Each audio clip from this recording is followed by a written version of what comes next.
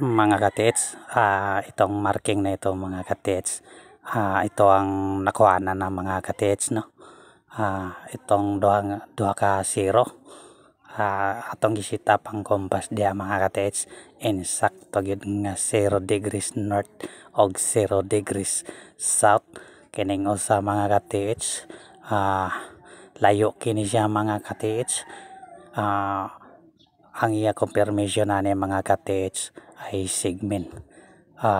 Ang bot sa pasabot mga katits, ang segment ay south, na mao na mga katits, no, nga nakuha ang usa ka box diha sa ilalom sa dakong bato nga naka-alignment sa south, ug ang kining usa nga zero mga katits naka-alignment sa north. Medyo lawom kini mga katits, kay ang north is pi 1 lang na mga katits. Kung ikaw nag-basic ka sa compass mga katits, alam mo na yan na pi 1 lang yan ang north. O testingan na na siya retrieve mga katits ang north.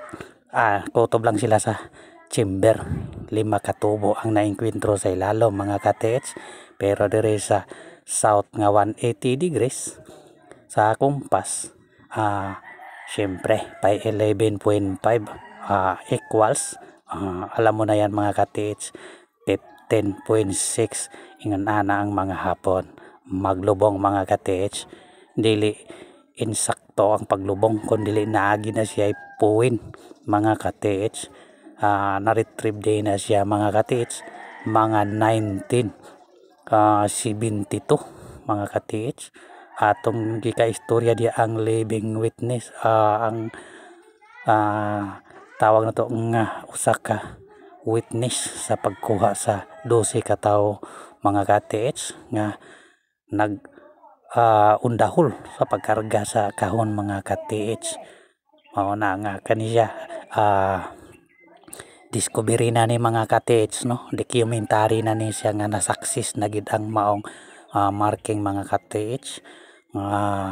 Ato ang gikuan og hulagway para kini makahatag og mga pagtulon-an sa uban nga mga katits nga ga-discover sa nining maong mga butang mga katits. Mao na nga di basta-basta ang pagdiscover mga katits, dili kay sa sige lang sugid-sugid.